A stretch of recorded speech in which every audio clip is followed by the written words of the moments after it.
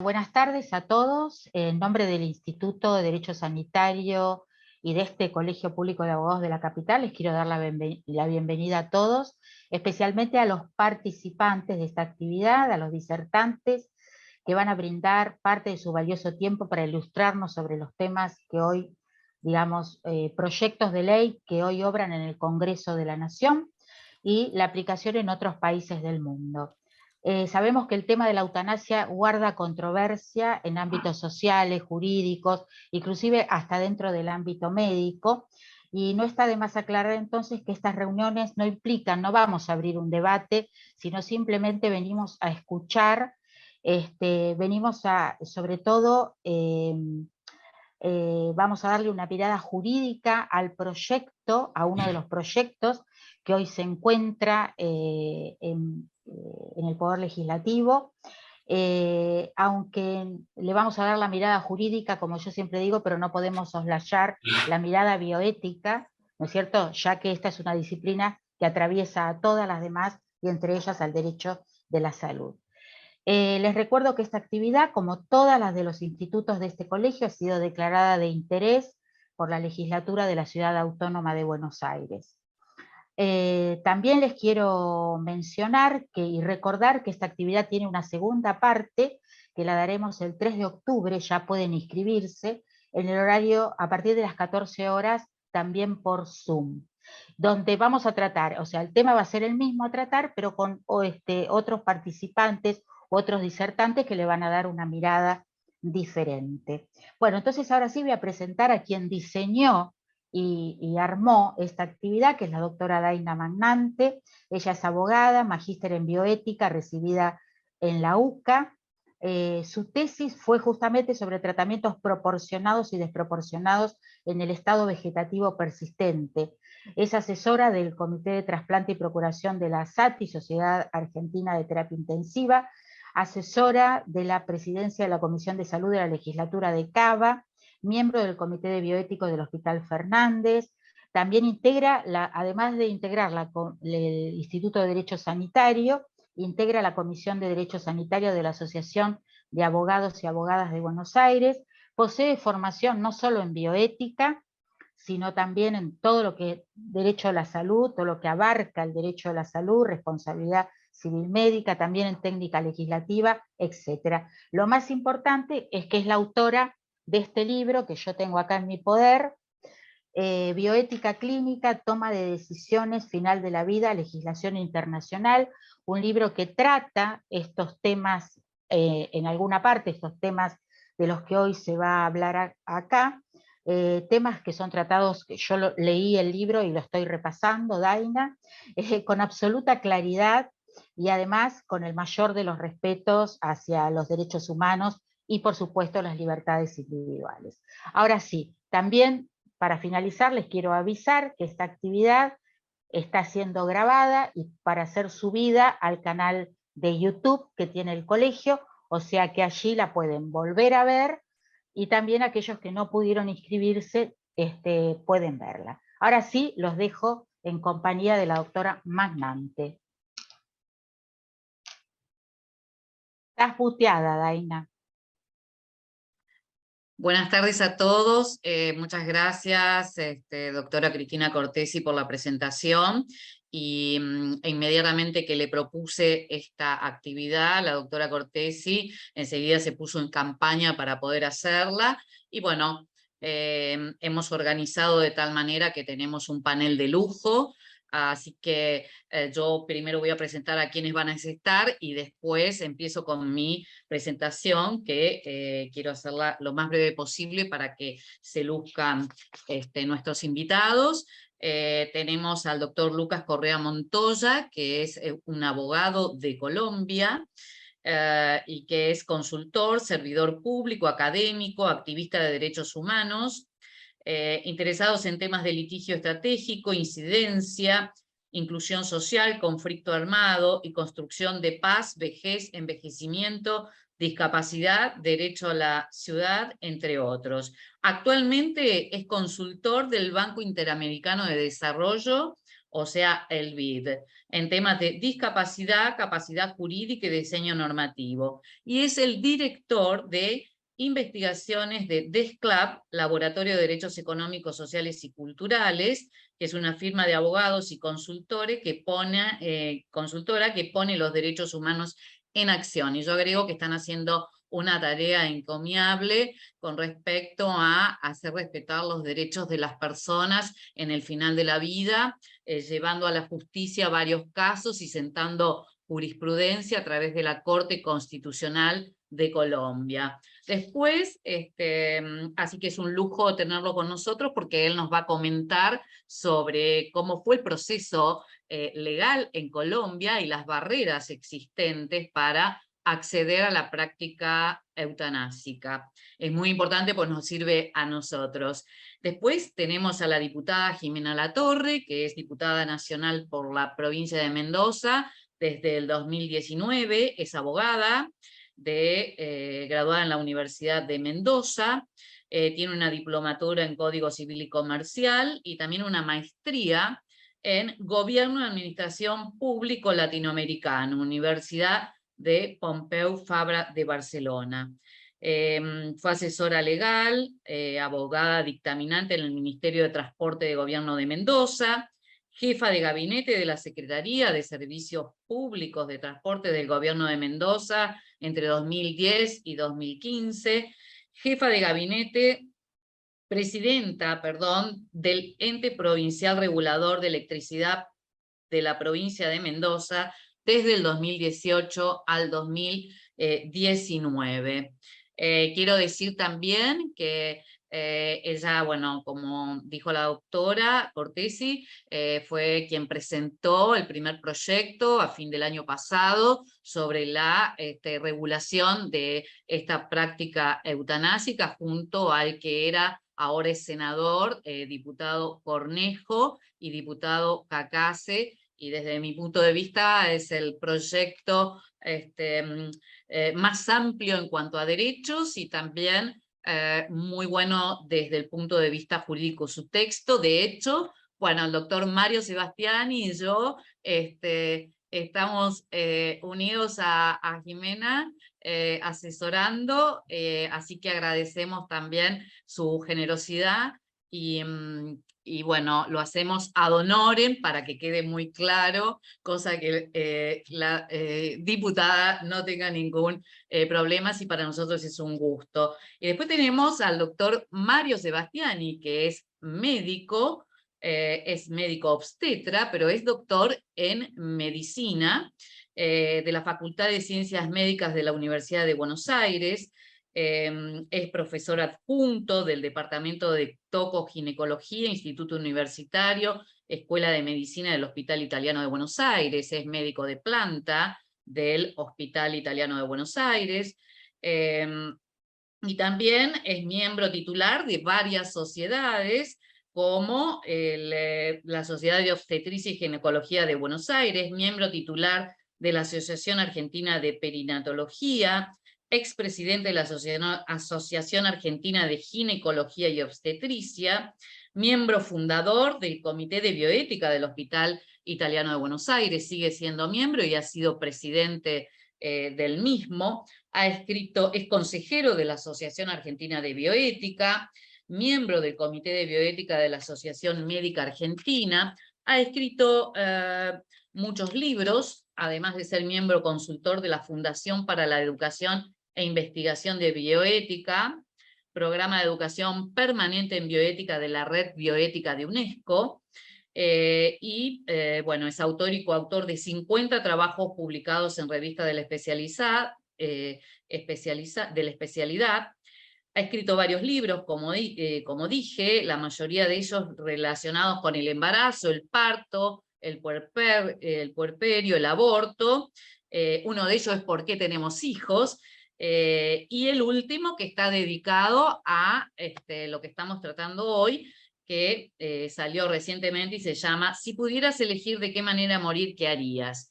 Bueno, el doctor Mario Sebastiani, por sobre todo, ha sido siempre un defensor de los derechos individuales y del aborto, de la despenalización y legalización del aborto, desde tiempos remotos, no digo porque sea grande el doctor Sebastiani, sino que cuando no se podía hablar de aborto, y siempre ha sido entrevistado, entre esos por la recientemente fallecida Magdalena Ruiz Guinazú, que también abogaba por esto, así que eran dos personas muy valientes al respecto.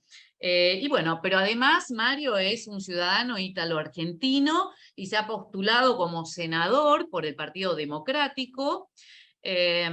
Así que, bueno, sabemos quién ganó las elecciones ayer en Italia y mañana sabremos quién va a representar la sección electoral de América del Sur, en la cual se postuló Mario por el Partido Democrático, como dije, y aunque quizás no gane, él me dijo que hay que seguir trabajando, y así que nosotros esperamos que se siga postulando Mario para defender nuestros derechos. Así que es un placer tenerlos a todos ustedes. Así que yo voy a empezar con mi presentación. Acá, perfecto. Share. Lo quiero hacer, estuve acortando muchísimo. Les digo.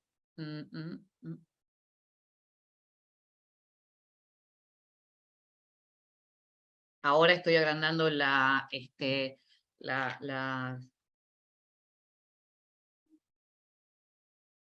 flyer. Bueno, yo les dije que, bueno, y ya les dijo la doctora que soy abogada y soy magíster en bioética por la Universidad Católica de Buenos Aires.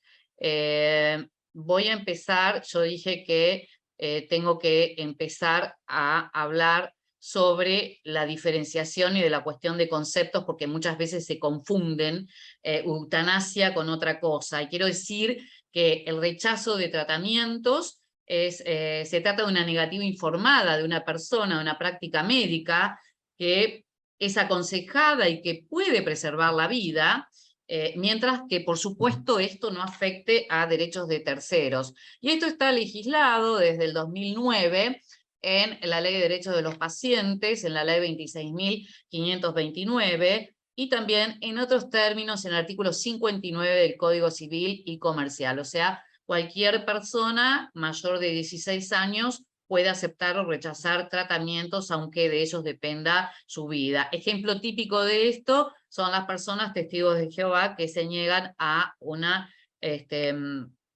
transfusión de sangre. Y esto ha sido también ratificado por la Corte Suprema de Justicia, puesto que nosotros tenemos una constitución de tinte liberal y nuestro artículo 19 consagra ese llamado principio de reserva que protege la esfera de la privacidad y que Vidal Campos lo denomina conductas autorreferentes, en la medida de que no afecten la moral pública ni derechos legítimos de terceros.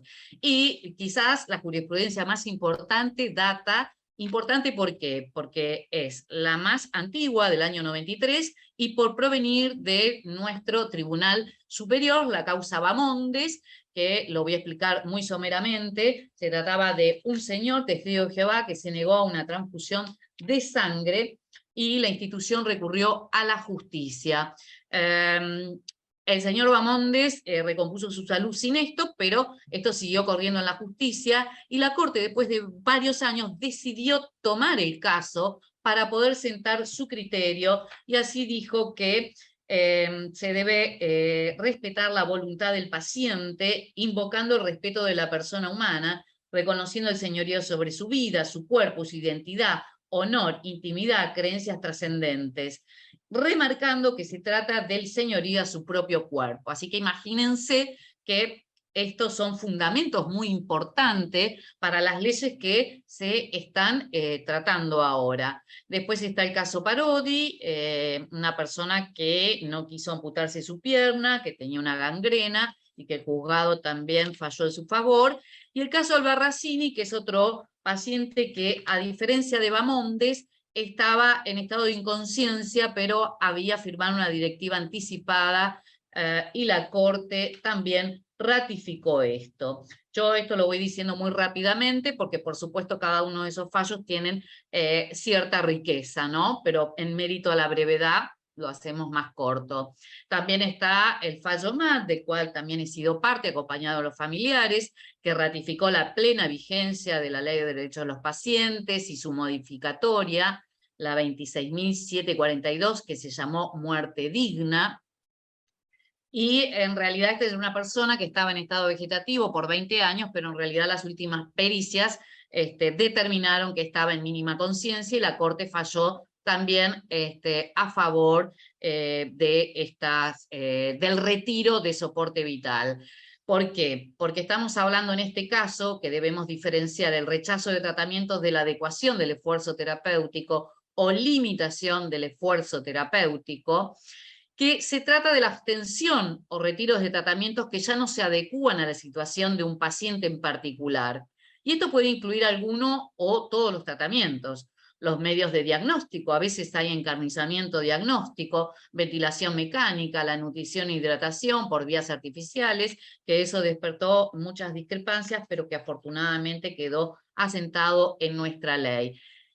¿En qué se basa la adecuación o limitación del esfuerzo terapéutico? Bueno, es que a juicio del equipo de profesionales tratante, llegan a la conclusión consensuada de la irreversibilidad de la patología, ya sea porque son enfermedades terminales o por la gravedad de la enfermedad de base, que inexorablemente conduce a la muerte del paciente a corto o largo plazo, o bien conducen a la precarización de la vida, como los estados vegetativos, los de mínima conciencia, etc.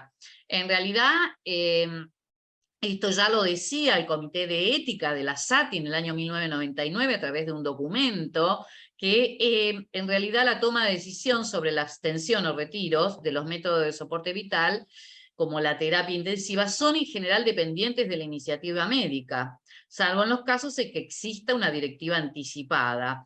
Esto es para demostrarles que en realidad nuestro ordenamiento jurídico nunca prohibió esto, pero debió ser plasmado en las leyes de derechos de los pacientes y la ley llamada Muerte Digna del 2012, puesto que esto era una manera de garantizar los derechos de los pacientes y por la otra también una forma de dar seguridad jurídica al equipo médico. ¿Y esto para qué? Bueno, para evitar la obstinación terapéutica, que antes se llamaba encarnizamiento terapéutico, y que son ciertas intervenciones médicas no adecuadas a la situación real del enfermo por ser desproporcionados a los resultados, o bien por ser demasiado gravosos para él o su familia. Fíjense que hay dos aspectos, un objetivo que tiene que ver con el resultado y otro subjetivo que tiene que ver con el paciente o la familia. ¿Y por qué hago hincapié en esto? Porque esta definición es la que está en la encíclica Evangelium Vitae de Juan Pablo II del año 1995, que ratifica un documento de la Sagrada Congregación para la Doctrina de la Fe de 1980. O sea, las religiones en general y monoteístas rechazan el encarnizamiento, la obstinación terapéutica. Eso es para desmitificar muchas cuestiones y que quizás a veces digan que las religiones o la Iglesia Católica digan mientras hay vida y esperanza. No, han estudiado durante 500 años estas cuestiones. Ahora sí, el soporte vital está relacionado con todos los tratamientos. Antes era más relacionado con aquella patología que reemplazaba un órgano, como la respiración, como la alimentación e hidratación. Y en realidad la finalidad de soporte vital y tratamientos no es mantener un estado irreversible, sino que es para poder recuperar la salud o la conciencia de un paciente. Y la AET o LED, el sustento legal en nuestro país, lo tiene en el artículo 5º de la Ley de Derechos de los Pacientes, que es lo que se incorporó a través de la llamada Ley de Muerte Digna, y porque en realidad entre las cuestiones que debe informar el médico son el derecho que le asiste a rechazar procedimientos quirúrgicos, reanimación artificial, retiros de soporte vital cuando sean extraordinarios o desproporcionados. Y también podrán rechazar procedimientos de hidratación y alimentación. Quiero decir que quien en mejores condiciones justamente está de saber si un tratamiento es proporcionado o no, es el equipo médico, porque nosotros, o yo puedo ser abogada, saber de bioética, pero siempre trabajando en un comité de bioética, o siendo paciente, o familiar, tengo que basarme en un criterio médico. Quizás las leyes españolas son las más correctas, las más precisas respecto a esto, pero quiero decir que después de la española, la nuestra creo que es la más correcta dentro de lo que yo conozco y estudié. Y cuando no puede dar el consentimiento informado la persona, esto lo puede dar, de acuerdo al artículo 59 del Código Civil y Comercial, en artículo 59, puede ser otorgado por el representante legal, el apoyo, el cónyuge, el conviviente, el pariente o allegado que acompaña al paciente. Y esto ha sido muy importante porque a veces hacer hincapié en que acompaña al paciente, a veces el paciente tiene un vecino, un amigo con quien tiene más confianza y es el único que quizás esté a su lado. Por eso es importante haber incorporado el pariente o allegado que acompañe al paciente. Cuando hay dudas, se tiene que tener en cuenta la situación más favorable al paciente, o sea, el mejor interés del paciente, y esto lo dice la reglamentación de la ley. También todos tienen derecho a cuidados paliativos. Recientemente se promulgó una ley nacional de cuidados paliativos para el acceso universal a estos cuidados, y dentro de ellos está la sedación paliativa, que está permitida en estos momentos en nuestro país porque forma parte de los cuidados paliativos. Y esto tiene que ver con que las dosis deben ser ajustadas al efecto que se intenta conseguir escalando los fármacos de menor a mayor. O sea, su fin es paliar el sufrimiento, aunque de eso devenga la inconsciencia. Ya Pío XII decía en un documento a los profesionales de salud en 1957 que nadie necesita ser un mártir para llegar al cielo. O sea, nadie necesita sufrir para llegar al cielo, y por lo tanto estaban autorizadas la narcotización, como se le llamaba, y aunque de eso se infiriera la inconsciencia para luego morir. O sea, el resultado es muerte.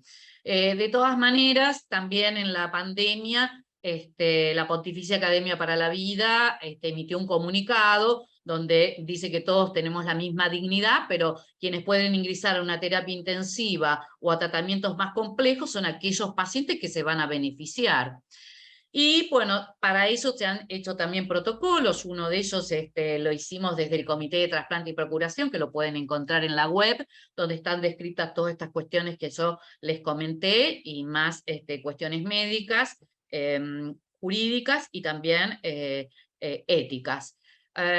Y ahora vamos a lo que es la eutanasia. Sí tengo que decir que las religiones, así como dije lo otro, también tengo que decir que en general desde el oficialismo de las religiones monoteístas, rechazan la eutanasia y el suicidio médicamente asistido. No obstante, hay teólogos, sacerdotes en funciones y también comités de bioética de raigambre católica, como el Instituto Borja de Barcelona, que fue creado por Abel, un sacerdote jesuita, ginecólogo, o sea, y obstetra, colega del doctor Mario Sebastiani, en el cual estaban a favor de la regulación de esta práctica, lo mismo que el aborto. Y la eutanasia, sí podemos decir, acá lo pueden leer, pero yo lo que les puedo decir es que simplemente se trata de una inyección letal que provocará la muerte en unos minutos, a diferencia de la sedación paliativa, y que es realizada por un profesional médico y a pedido del paciente. Si no está el pedido del paciente, estamos ante un homicidio. En cambio, el suicidio médicamente asistido es que el profesional médico prescribe la sustancia o la suministra a la persona que se lo pide luego de cumplir ciertos requisitos, y la persona se la administra cuando quiera. Lo importante es que en estos casos es la asistencia constante del equipo médico, porque quizás, aunque lo haga en su casa, puede estar asistido por enfermería y por médicos para que eso sea eficiente. Bueno, acá también es un artículo que escribí, pero el título me gustó ponerle "Vivir es un derecho, no una obligación", y eso es en honor a Ramón Sampedro, aquel hombre que en 1985 pidió la eutanasia, era cuadripléjico y que se la negaron, por lo tanto él decidió, pidió ayuda a sus amigos para que le procuraran todos los elementos y filmó su muerte. Así que 30 años hasta que se sancionó una ley en España, luego que después siguieron muchos pacientes ese camino, mostrando de una manera tremenda sus suicidios para poder llamar la atención a los legisladores. Esto está en la película Mar Adentro, el caso con Javier Bardem, en una excelente película por si no la vieron. Pero ¿dónde tenemos que fijarnos? ¿En dónde entraría la eutanasia, el suicidio asistido como todos los demás? Bueno, tenemos que poner como vértice a la dignidad humana, que es el fundamento de todos los tratados de derechos humanos que nuestra nación es parte. Y específicamente en esta práctica debemos referir nuestros derechos fundamentales, que son a la vida digna, a la muerte digna, al libre desarrollo de la personalidad y a no ser sometido a tratos crueles, inhumanos, degradantes y torturas. El concepto de dignidad humana fue incorporado en nuestro Código Civil y Comercial, artículo 51, y también se puede reclamar en caso de que esa dignidad no sea respetada. En cuanto a la legislación internacional, tenemos que decir que los primeros países fueron Holanda en ese momento, ahora se llama Países Bajos, y Bélgica 2002, quienes regularon la eutanasia y el suicidio asistido. Le siguieron Luxemburgo, Canadá, Nueva Zelanda, España y algunos estados de Australia. En Estados Unidos no está permitida la eutanasia, pero sí está legalizado en varios de sus estados el suicidio médicamente asistido. En Suiza no se castiga la ayuda al suicidio, por eso ustedes escucharán siempre a una clínica que se llama Dignitas, que hay que cumplir ciertos procedimientos, pero por supuesto hay que pagar para eso, y que muchas personas del mundo van a poder conseguir el suicidio médicamente asistido. No obstante, el Tribunal Europeo de Derechos Humanos ha dicho en 2013 que no es aceptable que un país que haya despenalizado conductas eutanásicas no tenga elaborado y promulgado un régimen legal específico. ¿Y esto por qué? Una, para garantizar ese derecho y que sea gratuito, y otra también para que pues no se cometan abusos al respecto. Tanto Países Bajos como Bélgica, Luxemburgo y Suiza lo permiten, motivados por una enfermedad psiquiátrica. Bueno, en Suiza no la eutanasia, sino el suicidio asistido. Permiten la práctica eutanásica en menores de edad, los Países Bajos, a partir de los 12 años, desde 2014. Lo mismo hizo también Bélgica en 2014, pero prefirieron la noción de capacidad de discernir del menor, no estipulando una edad, y quitaron del proyecto el sufrimiento psíquico insoportable de los menores. Bueno, con motivo del primer pedido que hubo en Bélgica de eutanasia de un niño, del cual había muy pocas noticias, esto salió publicado en la edición impresa de Clarín, Philippe Mahot, no sé hablar francés, que fue propulsor de la ley de eutanasia en 2002 y de la extensión a menores en 2014, dijo que si un chico tiene capacidad de discernimiento, no es el trabajo del legislador, sino que es trabajo de los médicos especialistas en determinarlo. Y también dice que en muchos casos son más maduros que algunos adultos, ya que saben que están enfermos y que son tratados de que van a morir. Me parece que el título es bastante fuerte y dice: lo escandaloso es que un niño muera sufriendo. Y también va un poquito más allá y dice que es una hipocresía que solamente habían regulado la sedación paliativa, ya que la sedación paliativa también es provocar la muerte, aunque la gente diga que la intención no sea provocar la muerte, sino aliviar el sufrimiento. Y es para pensarlo. Pero tengo ese recorte porque en ese mismo recorte del diario Clarín del 18 de septiembre de 2016 también me habían pedido mi opinión y como dije, eran muy pocos datos, porque por supuesto en honor a la intimidad, y bueno, salió en la misma página que este congresal de Bélgica, que coincidíamos en el sentido de que los chicos maduran más temprano, quienes están enfermos y que tienen más conciencia de la muerte, y también he hablado sobre la Convención de los Derechos del Niño, respecto a que el desarrollo progresivo de su capacidad para decidir, y que, bueno, y que se exige un análisis puntual en cada caso. Y también digo, quizás en este caso los cuidados paliativos no alcanzaban. Bueno, por supuesto que mi título era un poquito más tímido que el del legislador de Bélgica, y dije, un debate doloroso que nunca tendrá final, porque es verdad, nunca habrá acuerdos unánimes. En Italia hubo un fallo de la Corte Constitucional 2019 a propósito de, ¿se acuerdan de DJ Favo? Que era por un accidente quedó tetrapléjico y fue a Suiza a pedir el suicidio asistido, y quien lo acompañó después se autoincriminó en Italia, por este artículo 580 del Código Penal, que es la ayuda al suicidio, y la verdad que la Corte Constitucional de Italia dijo que había que dejar de lado ese artículo en los casos que las personas que tenían una enfermedad grave, crónica, discapacitante o terminal, hubieran pedido el suicidio médicamente asistido. Ojalá los legisladores empiecen a proyectar una ley, aunque visto las elecciones de ayer en Italia, no creo así, eso nos va a decir mejor Mario Sebastiani.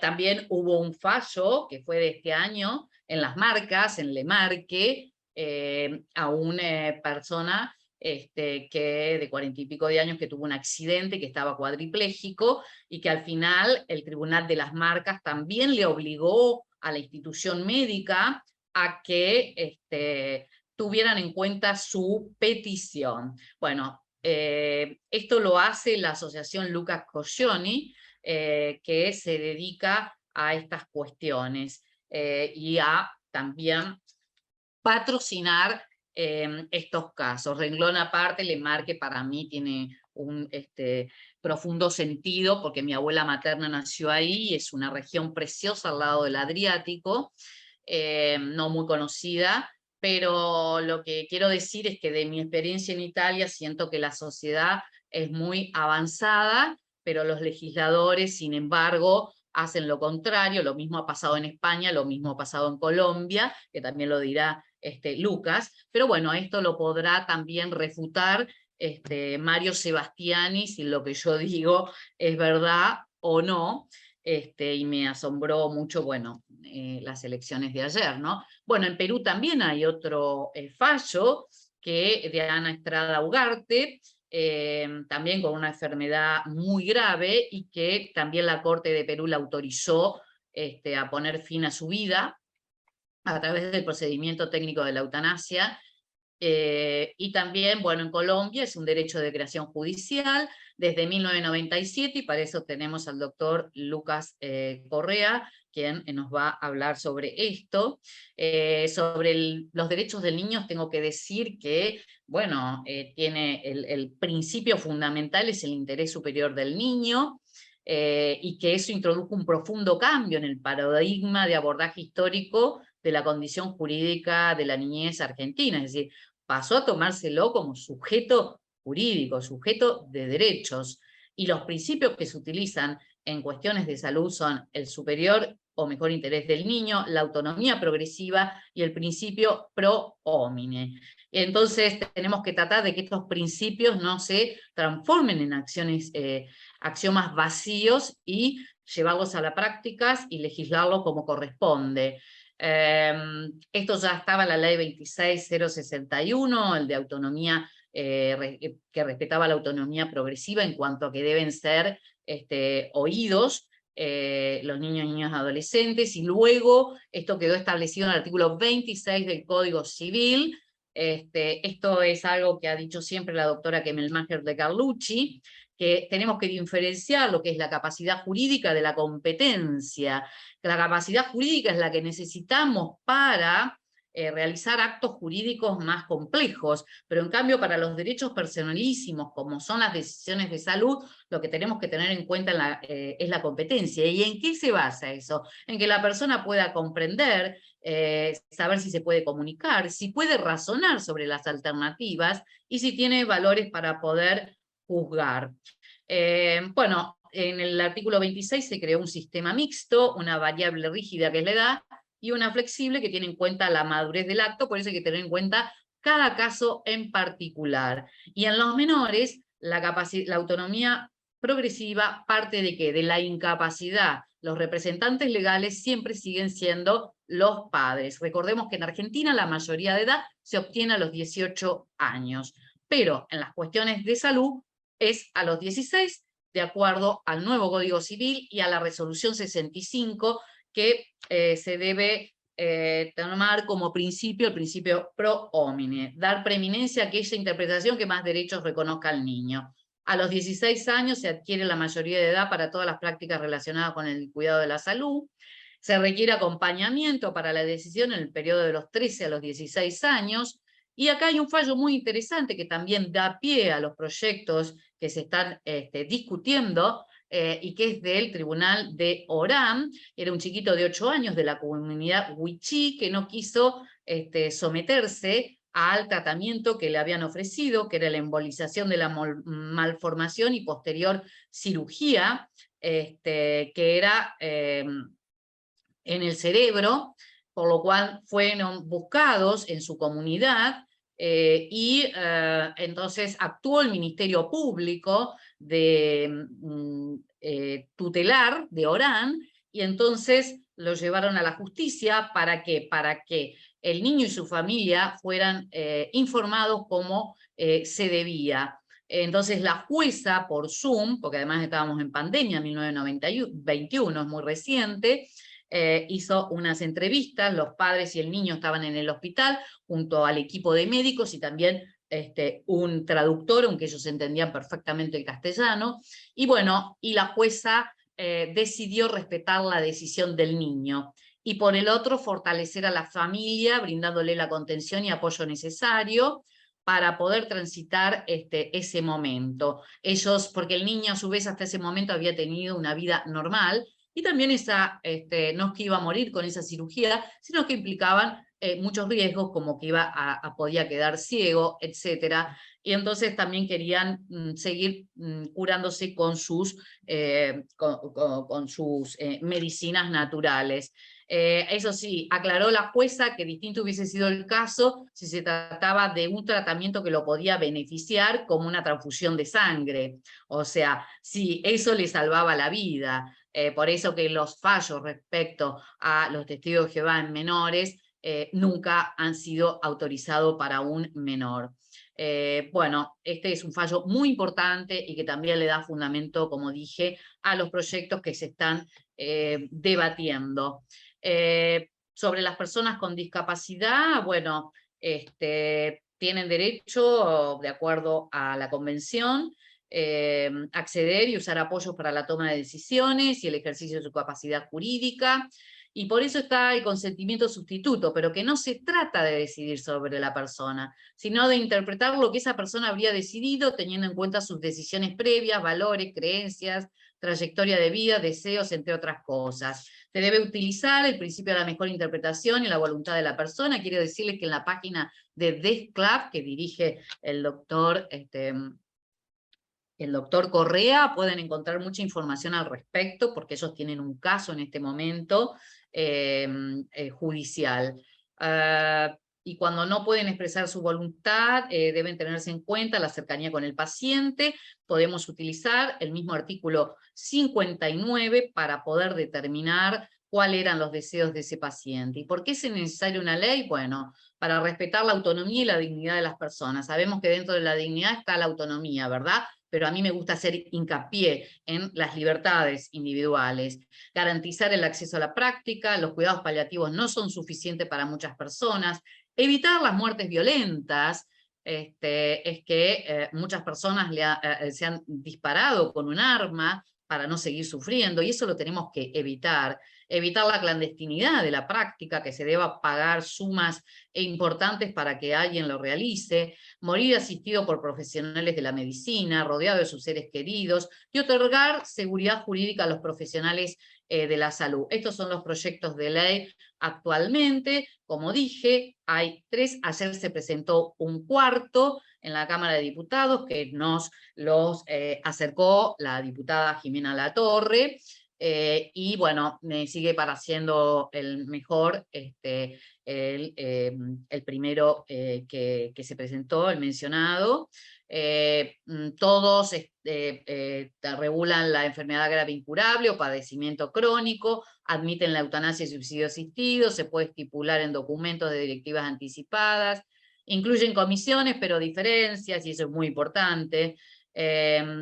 2, incluyen la práctica para menores y contemplan la objeción de conciencia. Y me quedo con esta frase de Luis Vilar, sacerdote franciscano, que dice: los derechos humanos son universales, los derechos y deberes religiosos son del grupo o solamente individuales. La opinión de las religiones es muy respetable, pero no puede imponerse.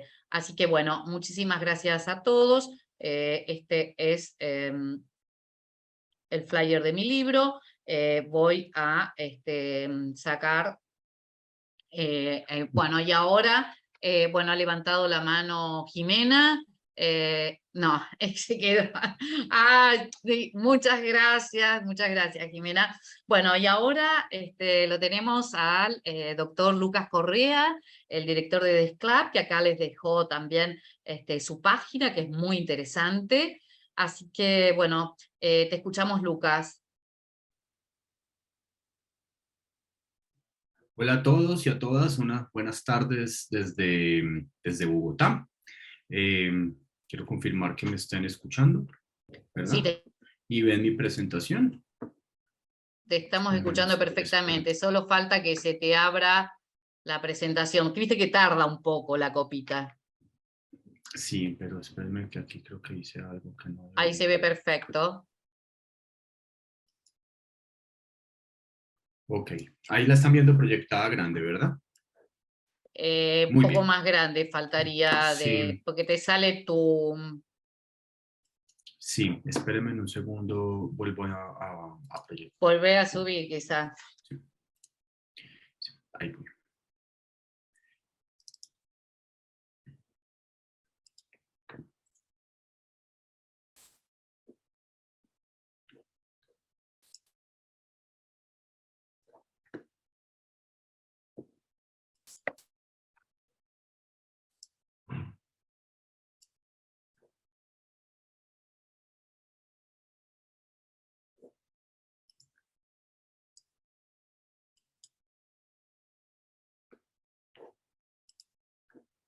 Y creo que ahí sí la vemos completa, ¿correcto?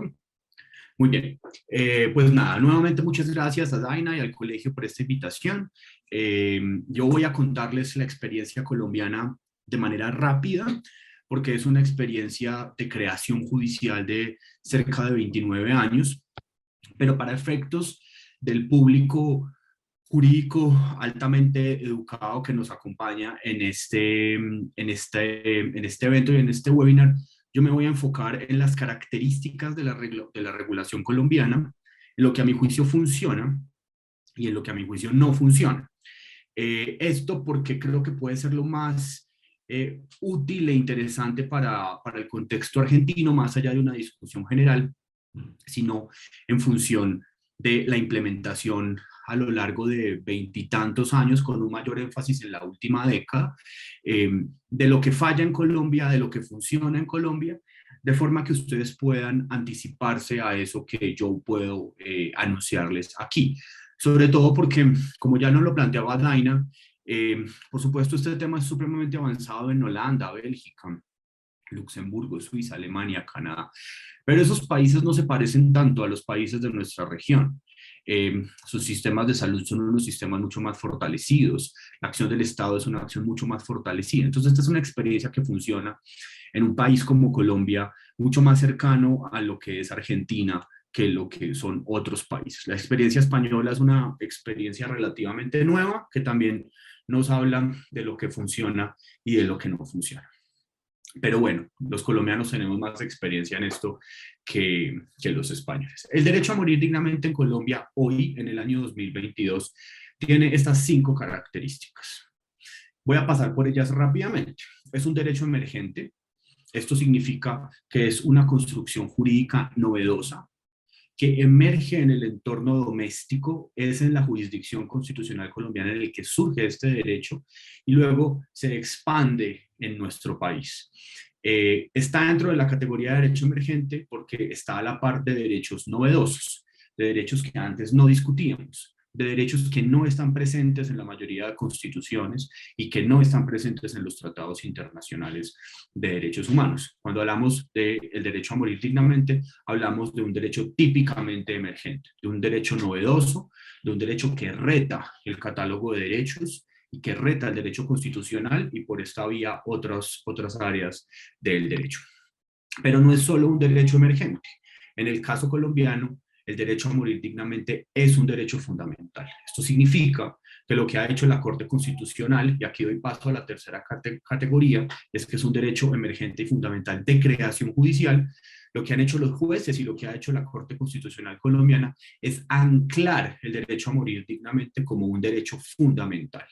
Nuestra Corte Constitucional puede hacer eso, es decir, puede crear y hacer emerger derechos que se consideran integrados a la Constitución Política de 1991. Nuestra Constitución no habla expresamente del derecho a morir dignamente, pero al ser creado como derecho fundamental en la jurisprudencia de la Corte Constitucional, se ancla al catálogo de derechos.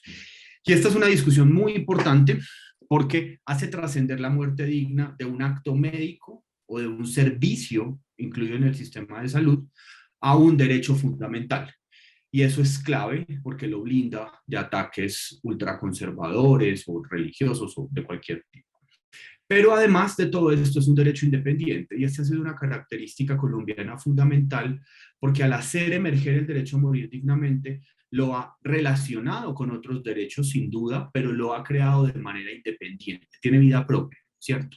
Entonces el derecho a morir dignamente no es el mismo derecho a la vida, no es el mismo derecho a la dignidad, no es el mismo derecho a la autonomía, no es la protección contra la tortura, es un derecho independiente que se relaciona con otros derechos. Esta es una característica también importante dentro de la trayectoria constitucional porque nos permite separar de la falsa tensión entre la vida y la muerte, ¿verdad? La muerte digna no hace parte del derecho a la vida y protegerla no protege menos el derecho a la vida o no viola el derecho a la vida.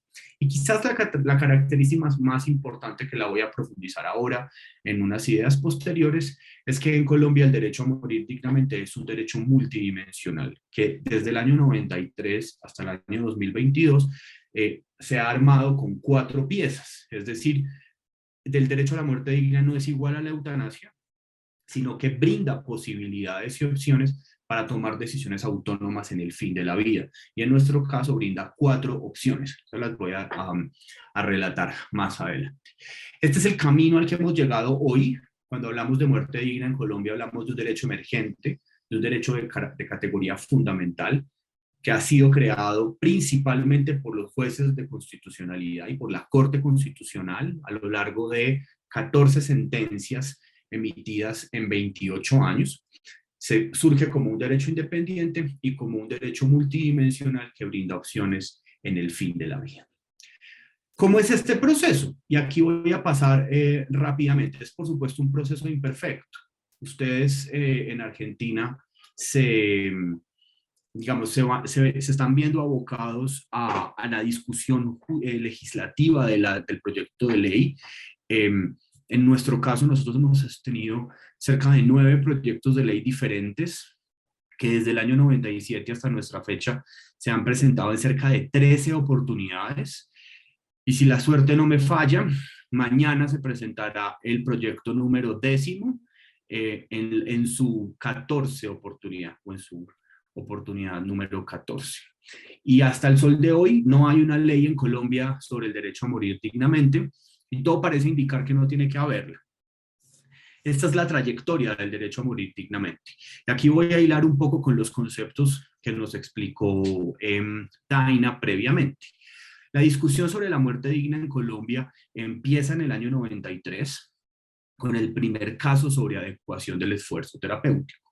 Un caso que llega a la Corte Constitucional Colombiana de una mujer que iba a ser obligada por el Estado y por la autoridad municipal a hacerse un tratamiento de cáncer que ella no quería hacerse. Ese es el detonante de la discusión de muerte digna. En el año 93, Colombia acababa de expedir su nueva constitución, que hoy ya no es tan nueva.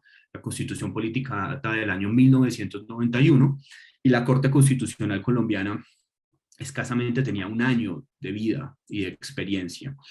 Esto quiere decir que las discusiones sobre muerte digna han estado ancladas al proceso constitucional y al proceso de jurisprudencia constitucional casi desde sus mismos inicios. Pero luego hay unos hitos, ¿verdad? Que yo te los tengo marcados en esta flecha. El segundo hito es la legalización de la eutanasia. En el año 97 la Corte Constitucional despenaliza el homicidio por piedad y por esta vía legaliza la eutanasia y crea el derecho fundamental a morir dignamente, particularmente en el acceso a la eutanasia. Esta es una sentencia hito conocida en el mundo entero y en el continente, en donde el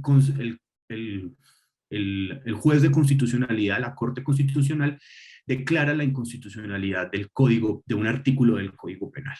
No hay un caso, esto es una de las particularidades del régimen jurídico colombiano, existe la acción pública de inconstitucionalidad, en donde cualquier ciudadano puede demandar una ley que considera contraria a la Constitución, sin que haya una vulneración real de los derechos constitucionales, es decir, es el juicio abstracto de constitucionalidad en donde se le pide al juez que analice la constitución de una norma en abstracto. Y eso es lo que el juez del 97 hace, y por esta vía legaliza la eutanasia.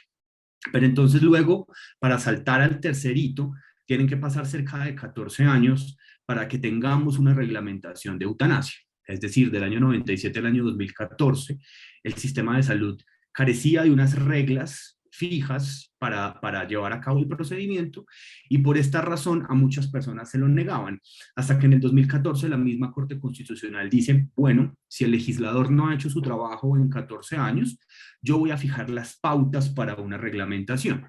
Y en la sentencia 971 del 2015, me olvidan en los números, en la sentencia del 2014, fija las pautas para la reglamentación, o sea, reglamenta. Y acto seguido le da la orden al Ministerio de Salud de tomar esas pautas jurisprudenciales y ponerlas en una regulación, en una reglamentación, en este caso en una resolución, de manera que puedan ser llevadas a cabo los procedimientos. Esto parte en dos, la historia de la eutanasia en Colombia, porque es a partir del 2014 en donde las personas pueden comenzar a solicitar el procedimiento, existen los comités, existen toda una serie de características, y por tanto llevamos cifras y tenemos datos disponibles sobre lo que sucede. Posteriormente la Corte vive unos años abrumadores de muerte digna que todavía está viviendo desde el año 2017 hasta nuestros días, en donde legaliza la eutanasia en niños, niñas y adolescentes, en donde permite hacer el consentimiento sustituto o llevar a cabo la mejor interpretación de la voluntad y de las preferencias de la persona, de las cuales Daina nos acaba de hablar. En el año 2021 elimina el requisito de la enfermedad terminal, y este año, en mayo del 2011, despenaliza el suicidio médicamente asistido. En esta trayectoria, Colombia se convierte en uno de los países más avanzados en relación sobre el derecho a morir dignamente, en donde están contempladas todas y cada una de las opciones disponibles para acceder al derecho a morir dignamente. Y entonces, cuando hablamos de un derecho multidimensional, Estas son las dimensiones o mecanismos del derecho a morir dignamente, ¿verdad? Las personas tienen derecho a acceder a los cuidados paliativos. Esta es una idea que a los paliativistas más conservadores les genera un poco de escozor, porque ubica constitucionalmente el acceso a cuidados paliativos dentro del derecho a morir dignamente, y esto es tremendamente positivo porque ayuda a eliminar esta falsa tensión o este falso dilema entre muerte médicamente asistida y cuidados paliativos, cuando en la práctica van de la mano. Lo que pasa es que los paliativistas más conservadores no se han dado cuenta o no han querido darse cuenta, pero en el caso colombiano, el acceso a los cuidados paliativos hace parte del derecho a morir dignamente, porque el derecho a morir dignamente es el derecho a tomar decisiones autónomas sobre el fin de la vida, incluido decidir cuándo y cómo morir. El acceso a cuidados paliativos busca que la muerte corresponda con nuestros deseos y permite evitar el sufrimiento. El segundo mecanismo es, como nos lo explicó Daina, es la adecuación del esfuerzo terapéutico, es la posibilidad de desistir de los tratamientos. A veces en la opinión pública hablamos mucho de eutanasia y de suicidio médicamente asistido, pero en la práctica la adecuación del esfuerzo terapéutico sucede todos los días, en todos los momentos en una unidad de cuidados intensivos, en un piso de hospitalización. Se llevan a cabo cotidianamente. Y poco hablamos de ella y poco la regulamos, pero es la que tiene un mayor impacto en la vida de las personas. Y en tercer lugar, tenemos lo que denominamos la muerte médicamente asistida. Durante muchos años en Colombia solo fue legal la eutanasia y hasta hace unos 4 meses, 5 meses, el suicidio médicamente asistido. Hoy en día, dentro de la sombrilla de la muerte médicamente asistida, encontramos la eutanasia, en donde es el médico quien causa directamente la muerte. Entre eutanasia y suicidio médicamente asistido solamente hay una diferencia en la práctica, ¿verdad? En la eutanasia el médico causa directamente la muerte porque administra los medicamentos, y en el suicidio médicamente asistido es la persona quien administra los propios medicamentos, pero entregados por el médico y por el sistema de salud bajo su protección, custodia y seguridad. Hoy día, en el 2022, estos mecanismos y todas estas opciones están disponibles para los colombianos y para los extranjeros que residan en el territorio nacional por lo menos un año, ¿verdad? Es el panorama completo, no hay mecanismos que estén por fuera, no hay nada que nos quede por conquistar, salvo el mínimo detalle de hacerlos realidad en la ciudadanía colombiana, transformar el sistema de salud y demás. Entonces estarán preguntando, ¿y cuáles son los requisitos para acceder a la muerte médicamente asistida? Entonces son 3. Tener una enfermedad o una lesión grave e incurable debidamente diagnosticada. Este es un requisito sobre los cuales hemos tenido una lucha en los últimos años, porque desde el 97 hasta el 2021 en Colombia se exigió tener una enfermedad terminal.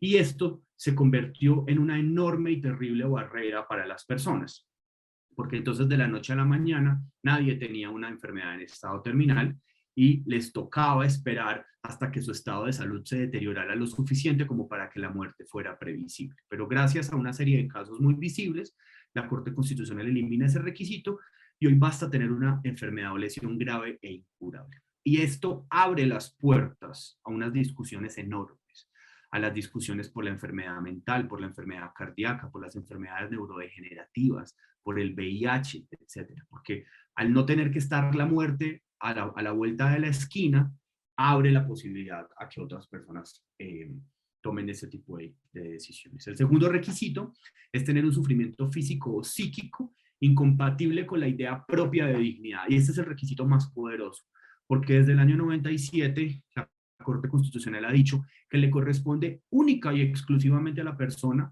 juzgar y valorar su propio sufrimiento. Es decir, los médicos pueden valorar el dolor en función de escalas, pero la valoración que aquí funciona es la valoración que cada persona haga de su propia vida. Y este es el requisito que hace que 2 personas con la misma enfermedad, una quiera acceder a la muerte digna y la otra no, y ambas decisiones estén constitucional y legalmente protegidas, porque lo que está en el centro es si ese dolor o sufrimiento físico o psíquico es compatible con mi idea propia de dignidad. Y eso es algo que corresponde solo a la persona. Este es un requisito que los médicos colombianos odian, porque pone en desproporción el poder terapéutico sobre el poder de la persona. Cuando la Corte le dice, es usted quien valora, entonces ya es el médico, no es el llamado a decidir si usted sufre o no lo suficiente, o si debería seguir sufriendo, o si tendría que empeorar un poco más o un poco menos. Y finalmente, el requisito también central es que haya un consentimiento libre, informado y completo. Ese consentimiento puede ser anticipado o puede ser posterior. Con esto, entonces, pasamos a las características de la regulación. Es decir, entonces, ¿cómo funciona esto? Yo les voy a plantear primero las características de la regulación y después les voy a dibujar la ruta para que ustedes entiendan cómo un colombiano accede a la eutanasia o a la muerte médicamente asistida. Entonces, la primera característica de la experiencia colombiana es que el médico es el receptor de las solicitudes. Y en mi opinión, esta es una característica central de cara a los ciudadanos. Es decir, cualquier médico de cualquier especialidad en el marco del sistema de salud colombiano está obligado a recibir la solicitud de muerte médicamente asistida y obligado a tramitarla, No es él el que decide y no es él el que lleva a cabo el procedimiento. Él o ella es la puerta de entrada al procedimiento. Y esto en el caso colombiano funciona porque eso quiere decir que cualquier médico en cualquier clínica, en cualquier lugar del territorio nacional, puede y debe recibir las solicitudes y darle un trámite. Uno podría pensar, no, pero es mejor centralizar esto en un solo lugar, en una comisión. En nuestra experiencia es mejor así, porque dispersa las responsabilidades y al dispersar las responsabilidades hace que distintos actores del sistema de salud tengan que prepararse, formarse, dar respuesta a las solicitudes y evita que sea el ciudadano el que tenga que pasearse de un lugar a otro para ver dónde le reciben las solicitudes. Esto entonces, que el médico sea el receptor de las solicitudes hace que se le devuelva la responsabilidad y que al mismo tiempo muchos de los médicos se hagan una pregunta asistencial por la muerte digna. Y de hecho, si bien los médicos son los principales generadores de barreras, también son los que cuando se transforman generan unos entornos positivos para este trámite. Y muchos médicos en muchas clínicas comienzan a formarse, comienzan a tener discusiones sobre el fin de la vida en el proceso asistencial y eso es lo que tiene que pasar. Eso es lo que tiene que pasar. Esa es la primera característica de la regulación colombiana.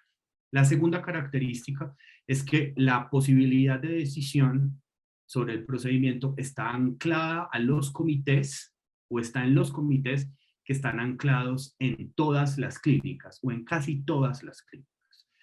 Esto reemplaza la lógica española de las comisiones, que en mi opinión no funciona.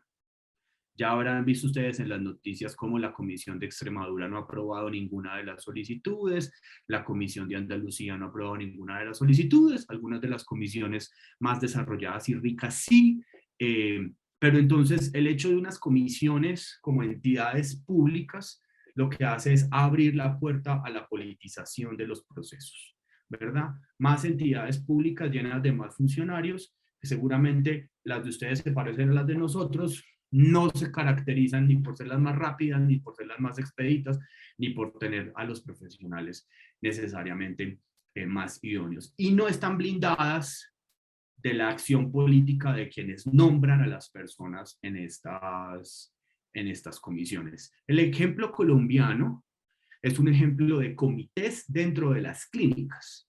Entonces, dentro de las clínicas, las normas exigen que haya un comité con personas no objetoras de conciencia que reciban y decidan las solicitudes. Y esos comités están compuestos por 3 perfiles.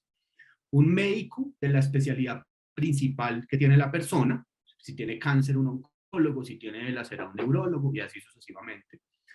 Un psiquiatra clínico o un psicólogo clínico y un abogado. Ellos 3 analizan el cumplimiento de los requisitos y deciden si se autoriza o no el procedimiento. Esto hace que los comités estén dispersos por todas las clínicas y que las personas puedan hacer la solicitud en donde los atienden, ¿verdad? En el lugar en donde los atienden.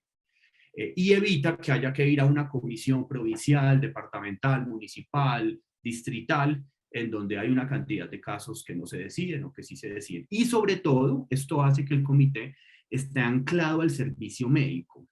Entonces son los mismos profesionales de las clínicas los que integran el comité y quienes deciden. No lo saca una comisión que da una orden para después encontrar quién haga el procedimiento. Esta será una característica en la que voy a volver más adelante y es uno de los principales puntos débiles del caso colombiano y que se profundiza con la lógica de las comisiones. Por supuesto, los comités no son perfectos y entonces habrá comités de clínicas fantásticos que protegen los derechos y habrá otros comités que no.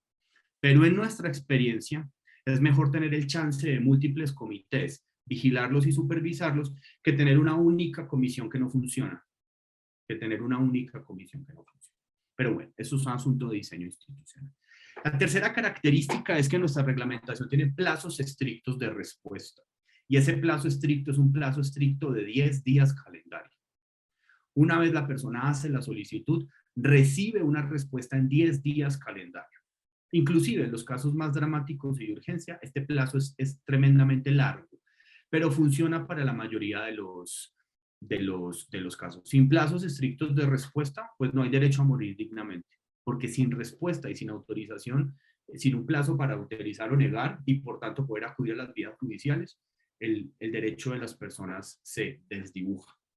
La cuarta característica es que el comité puede solicitar valoraciones dentro del proceso de decisión. Entonces eso quiere decir que una vez se ha activado el proceso, el comité tiene la posibilidad de ordenar valoraciones de urgencia que deben hacerse en ese plazo de 10 días para tomar una decisión. ¿Qué valoran los comités colombianos?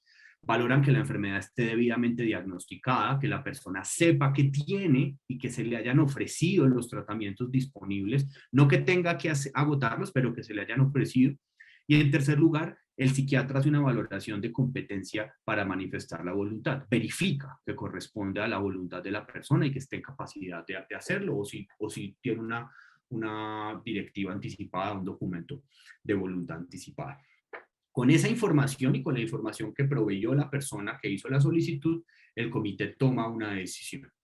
Existen comités para segundas opiniones. Entonces, si a mí no me gusta el primer comité, puedo, o no estoy de acuerdo con la decisión, puedo optar por un segundo comité conformado por otras personas que me podrán dar una nueva resolución. Esto parece muy interesante, pero es un mecanismo que poco se utiliza y que en mi opinión como abogado juega en contra de la persona, ¿no?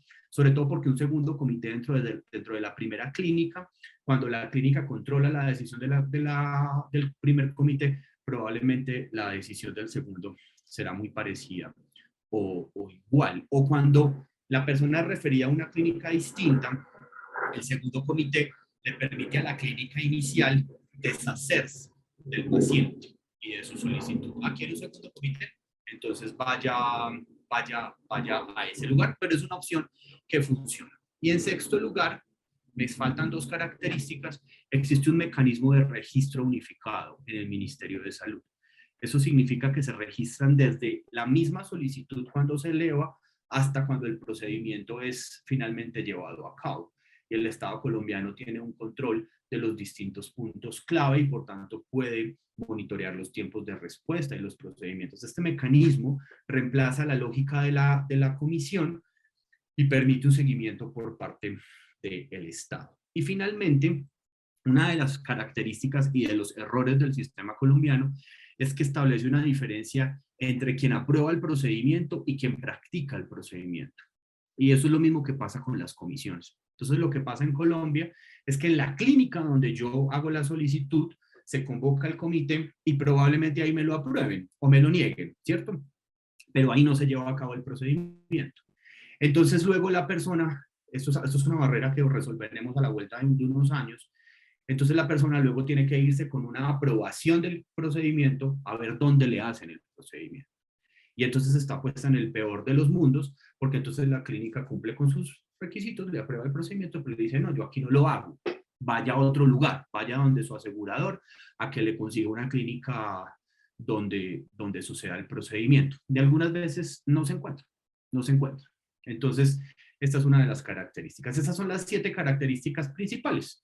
El médico es el receptor, el comité tiene el rol central de valorar y decidir en un plazo específico, con unas valoraciones de soporte, existen comités para las segundas opiniones, hay un mecanismo unificado y hay una diferencia entre quien aprueba y lleva a cabo el procedimiento. En los mejores lugares donde los procedimientos en Colombia suceden, esta diferencia se elimina.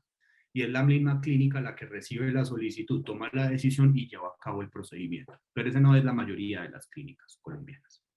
Ahora, ¿cómo sucede? ¿Cómo sucede? Entonces, el proceso es un proceso de interacción entre la persona que está en el recuadro azul que ustedes ven y el sistema de salud.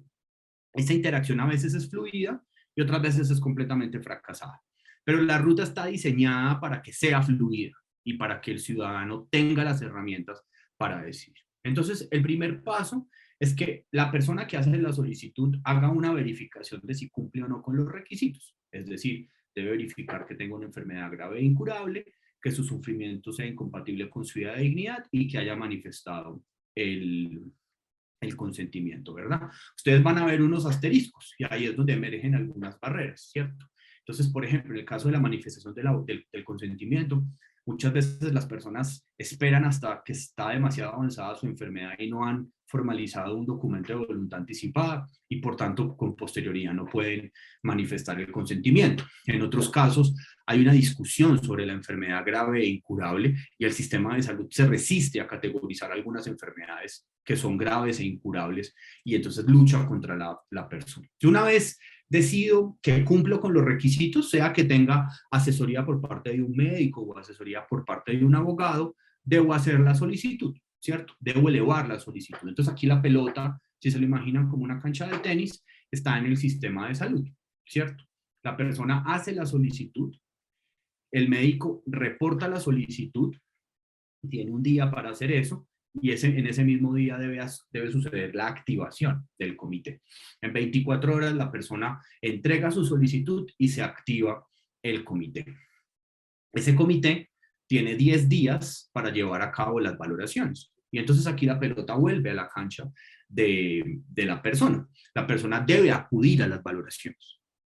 Debe prestarse para hacer las valoraciones, debe acudir donde el psiquiatra, debe acudir si le ordenan un examen médico para confirmar un diagnóstico, debe hacer todo lo posible para que el comité tenga los elementos para tomar una decisión. Y después, una vez las valoraciones se han hecho, entonces el comité debe adoptar una decisión por escrito de si aprueba o no aprueba el procedimiento, ¿cierto? Si aprueba el procedimiento, la persona estará nuevamente, la pelota estará nuevamente en su cancha y ella deberá decidir una fecha, ¿cierto? La norma colombiana dice que la persona tiene 15 días para decidir la fecha, pero la eutanasia no tiene que hacerse en esos 15 días, tiene 15 días para decidir, yo quiero que esto pase el 3 de diciembre. Y finalmente, una vez la persona ha tomado una decisión, se lleva a cabo el procedimiento, que es un procedimiento tremendamente fácil de hacer, tremendamente económico en términos financieros, que toma un par de minutos, que la mayoría de los casos se hace de manera hospitalaria, pero que puede hacerse de manera domiciliaria en función de las decisiones de la persona. Este es el panorama de la ruta. Así sucede. ¿Sucede todas las veces sin barreras? No, no, porque estamos en Colombia, no en Holanda, ¿cierto? ¿Está todo dispuesto para fallar? No. La ruta funciona. ¿Qué necesita esta ruta para funcionar? Actores dispuestos a cumplir con las normas. Cuando esto falla, es porque yo tengo un actor que de manera deliberada ha decidido incumplir las normas. Y por eso es que la vigilancia es fundamental, pero también la formación de los actores médicos es fundamental para saber qué hacer. Porque en una proporción se actúa desde el desconocimiento, ¿verdad?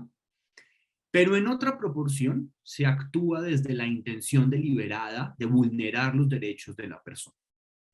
Entonces, la falta de conocimiento, yo la lleno con información, con buenos médicos y buenos abogados que saben qué deben hacer, pero la intención deliberada de vulnerar derechos la soluciono con la intervención judicial. Yo puedo formar y decir, pero si la clínica es una clínica que ha instruido a sus médicos y abogados a entorpecer y obstaculizar, no importa cuántos cursos y cuántos talleres yo tome, nada va a cambiar hasta que haya una decisión judicial o una sanción administrativa, ¿cierto? Entonces, por eso es fundamental que la persona del otro lado de la cancha sepa qué esperar del sistema de salud para que sepa cuándo actuar. Porque hay una desproporción, una asimetría en el poder. El sistema de salud es más poderoso que el ciudadano de a pie. Y normalmente este proceso, y con esta idea termino, este proceso es un proceso que atraviesan las personas en un momento de enorme dolor e incertidumbre, porque o se están muriendo ellas, o uno de sus familiares más queridos se está muriendo. Y en ese sentido, este es un proceso que tienes que estar protegido con información, con información sobre qué debo hacer y qué tipo de respuestas debo tener para que las personas puedan actuar rápidamente y estas barreras no se vuelvan un obstáculo insalvable. Pero quiero que se queden con el mensaje de que este es un procedimiento, esta ruta que ustedes están viendo, es una ruta entre de interacción entre la persona y el sistema de salud que lo atiende, entre la persona y su médico, entre la persona y la clínica a la que acude. Y eso hace que sea una relación mucho más cercana, distribuida por todo el territorio nacional, que privilegia la acción desconcentrada y descentralizada del sistema de salud en este tipo de comités. Con esta ruta finalizo para dar paso, si este es el momento, a las preguntas o si no a las demás intervenciones. Muchas gracias. No, muchas gracias, Lucas. Excelente tu exposición y nos ilustraste a todos para poder tomar dimensión de lo que hay que hacer en los proyectos. Estamos con el tiempo terrible porque me dice la doctora Cortesi que nos avisan del colegio. Así que seguimos. Ahora tenemos a la diputada Jimena Latorre y las preguntas se hacen por el chat. Y si podemos luego hacerlo. Así que muchísimas gracias, Lucas, por la presentación. Sí, Jimena, ¿estás ahí? Acá estoy, sí, sí. Ah, perfecto. Bueno, ¿podés subir tu presentación? Vamos a hacer un cambio de planes en honor al tiempo y además a que ustedes han expuesto perfectamente, tanto vos, Daina, como Lucas, muchos de los conceptos que estaban en mi presentación. Prefiero por ahí hacer mis aportes desde lo legislativo y no redundar en conceptos que quizás están dirigidos hacia otro público y que ustedes además los han expresado y los han conceptualizado con tanta precisión. Así que me voy a limitar quizás a lo más técnico legislativo para que sepan en qué escenario nos encontramos actualmente en el Congreso de la Nación. ¿Te parece? Perfecto, Jimena, lo que vos quieras. Excelente, Bueno. y tenés mucho para hablar vos, así que sos diputada. Vamos a cambiar la presentación por un poco de charla cara a cara, así. Bueno, ante nada, el agradecimiento a la doctora Cortesi y a Daina en particular por la invitación para participar y sobre todo el agradecimiento por estos espacios de debate y de reflexión que son tan necesarios en cuanto a la formación de materia crítica sobre estos temas, que son en realidad tanto el puntapié como también la presión necesaria para que haya una verdadera ampliación de derechos desde lo legislativo y para que estos derechos se reconozcan en esas reglamentaciones que, escuchando la experiencia de Colombia que tan claramente detallaba Lucas, ese íter, ese caminito tan largo y que por ahí uno pierde dimensión de lo extenso, de los años que significa del trabajo de cuánta gente y sobre todo de los casos, de las personas, de esas historias individuales de vida que van quedando a lo largo de ese tiempo sin que haya un trabajo de quienes tenemos esa obligación, que es de los representantes en ambas cámaras, de legislar para que nada más y nada menos se cumpla el mandato constitucional de recoger y reglamentar los derechos que están consagrados en la Constitución, como es el derecho a la vida, y dentro del derecho a la vida también el derecho a la muerte, el derecho a decidir cómo morir. Bueno, En la Cámara de Diputados de la Nación hoy hay 5 proyectos de ley. El primero que se presentó fue el que encabezamos junto a Alfredo Cornejo y a Alejandro Cacase. Se presentó en noviembre de 2021, lo llamamos Ley de Buena Muerte, Regulación de la Eutanasia. Y luego de nuestro proyecto siguieron otros, como el de la diputada Esteves, del Frente de Todos, después también el de la diputada Moisés, también del Frente de Todos, el actual diputado Julio Cobos, que en noviembre de 2021, cuando nosotros presentamos nuestro proyecto, él presentó el suyo en el Senado, porque en ese entonces era senador. Bueno, actualmente es diputado y ha presentado hace poco también su proyecto en la Cámara de Diputados, y el último que se presentó fue el de la diputada Mara Gargano, también del Frente de Todos. En el Senado existen 2 proyectos. Bueno, en noviembre de 2021 presentó Julio Cobos y el que presentamos junto a Alfredo Cornejo, que él cuando cambia de Cámara lo presenta también en el Senado. Es decir que hay 2 hoy en el Senado y 5 en diputados. Los proyectos actualmente, los de diputados, están todos en la Comisión de Salud.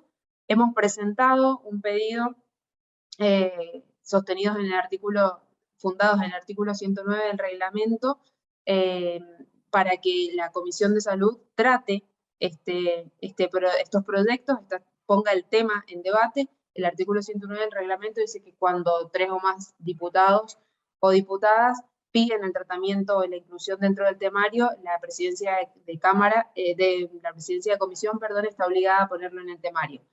Creo que como parte de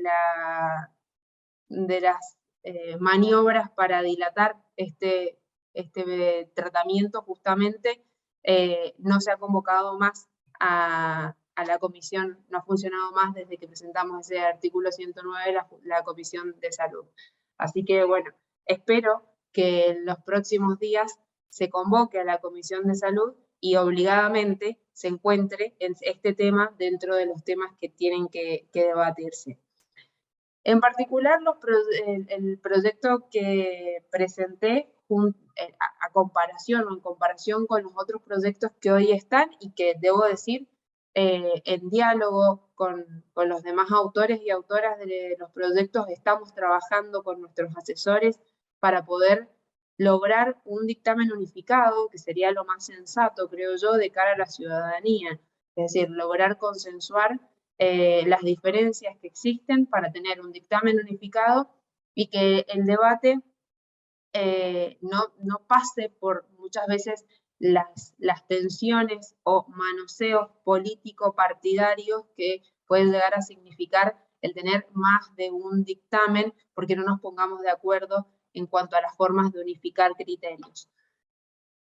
Esos proyectos tienen algunas diferencias, pero creo son diferencias consensuables. Esas diferencias son, por ejemplo, en cuanto a la competencia, que ya muy claramente Daina distinguió competencia de capacidad, citando también las explicaciones que ha dado en reiteradas oportunidades la doctora Ida Kemelmacher de Carlucci, y digo que es fácilmente salvable las diferencias que hay al respecto, porque nuestro proyecto recepta lo establecido en el artículo 26 del Código Civil y Comercial de la Nación, es decir, el principio de capacidad progresiva, la capacidad a partir de los 16 años y la capacidad progresiva entre los 13 y los 16 años.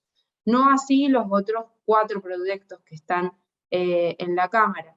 Pero digo que son fácilmente salvables porque creo que no hay una diferencia de visión en cuanto al tema, sino quizás el temor a ir más allá de lo políticamente correcto de cara a las diferencias que plantea o a lo difícil de abordar que resulta muchas veces este tema puertas adentro de cada uno de los partidos. Y, a ver, no estamos inventando nada nuevo cuando en nuestro proyecto receptamos esta capacidad progresiva. Es solamente una remisión a el código de fondo que establece cuáles son las capacidades y cuáles son las competencias, tanto para realizar actos jurídicos como para decidir sobre nuestro propio cuerpo. Entonces, la remisión es muy clara, de la misma forma en que cuando se legisló sobre la interrupción voluntaria del embarazo, se hizo de la misma manera, haciendo una remisión al artículo 26 del Código Civil y Comercial. En ese sentido, y teniendo el antecedente de la Ley de Interrupción Voluntaria del Embarazo, creo que no debería haber mayor discusión sobre este punto. Otro punto de disidencia es en cuanto al procedimiento. En cuanto al procedimiento y en cuanto a los organismos que intervienen en ese procedimiento. En el proyecto de mi autoría, el procedimiento inicia con una petición del paciente a su médico de cabecera, o lo que se llama médico de cabecera, lo que vulgarmente se llama médico de cabecera, que en realidad es el médico que atiende la enfermedad del paciente. Ese médico es el que certifica a priori que se cumplan los supuestos establecidos por la ley, y luego de eso se eleva a una comisión jurisdiccional. Acá la primera diferencia, que es la comisión. En los proyectos de los legisladores del Frente de Todos, la comisión es una comisión nacional. En el proyecto de mi autoría, las comisiones son comisiones en cada una de las provincias. ¿Y por qué comisiones en cada una de las provincias? Porque la competencia en materia de salud corresponde a cada una de las provincias. Esto responde al principio del federalismo, y además de eso también responde a un concepto pragmático de cercanía con el paciente que está realizando el pedido de la práctica eutanásica.